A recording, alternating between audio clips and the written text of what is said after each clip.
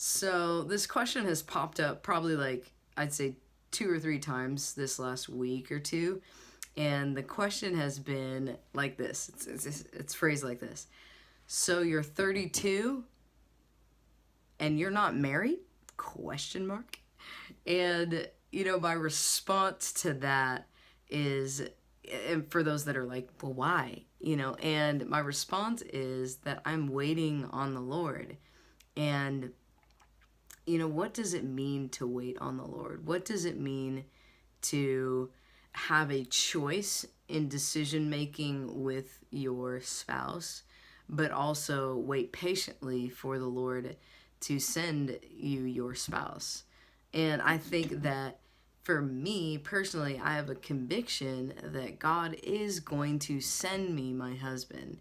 And what that looks like exactly, I don't know. But I do know that it's it's easy for me to compromise. It's easy for me to take a something that looks kind of like God's promise but isn't actually his promise. And I think that when you do choose to wait on the Lord, and when you do choose to allow him to pick your husband, or for you, if you're a guy and you're listening, for God to pick your wife, right? For you to allow God to do that, He will give you His best, His absolute top-notch best. And am I dating right now? No. Do I want to be in a relationship? Absolutely. Do I feel like I'm ready to be in a relationship? 100%. So the question comes up again, well, why? Because I'm waiting. And as I was just spending time with the Lord, this psalm came up, and it's Psalm 27:14. I have it here. It says, "Wait for the Lord, be strong, and take heart, and wait for the Lord." It's like, hey, remember how I said wait for the Lord? Let me just remind you again of that. I'll just throw it in the same phrase in the same scripture twice. Wait for the Lord.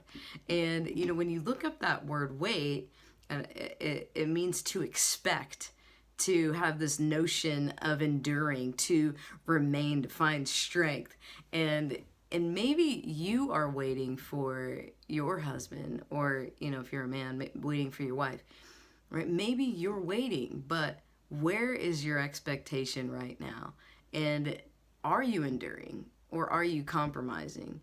And that's where I feel even God and just reminding me of his faithfulness, and that his faithfulness is my portion.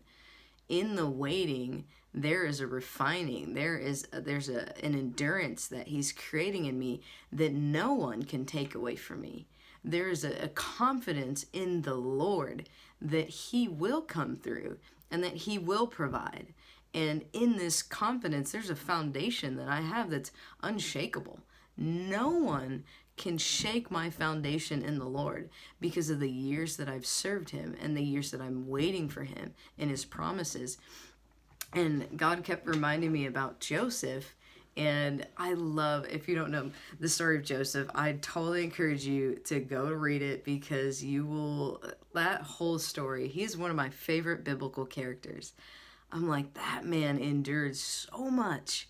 And, maybe right now, just life is hard and you don't even know what's going to happen next.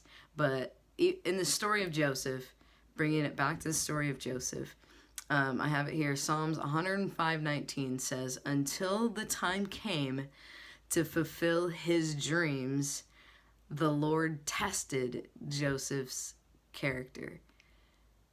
Joseph was waiting. So he got kidnapped at 17, came into his kingdom, into Pharaoh's kingdom, second in command at 30. That meant Joseph had 13 years of waiting and being wrongfully accused, thrown in jail. All of these, like, his brothers hated him, wanted to kill him. I mean, adversity, adversity, adversity, adversity, adversity. But yet, he found his strength in the Lord, and he waited on the Lord. And you know what I love about waiting on God? Because the Lord will refine you, and he will purge you. And when you look up that word tested, I looked it up. It means to prove or to examine anyone, also to purge. So purging meaning like God's seeing something. He's like, "Hey Joseph, there's some pride there. I need to purge you of that. Hey Joseph, I've got this big dream for you. I've shown it to you from a young age, and I'm going to cause it to pass. But there's some things I want to work out in your heart first. And it's going to take you 13 years. I'm not going to tell you that, but you're going to wait, and you're going to be purged, and you're going to have some affliction, and you are going to be tried, and you are going to be tested. But when you come out of that fire, when you come out of that waiting season, and God brings you his blessings, like they will be beyond your wildest dreams. And that's what I feel the Lord just wanting me to remind you of today, is that whatever God has promised you, that you can hold on to God's faithfulness, you can hold on to his promises, and he will remain faithful. He will come through for you. And maybe some of you, he's giving you big crazy dreams, and you go, that'll never happen. God is wanting to test you in the middle of your dreams. He's wanting to see where your character is, and if you can endure and put your faith and your hope in God in the meantime, or are you going to lay aside all of the hopes and the dreams and the calling and the vision that God has given you because you're just not seeing it yet?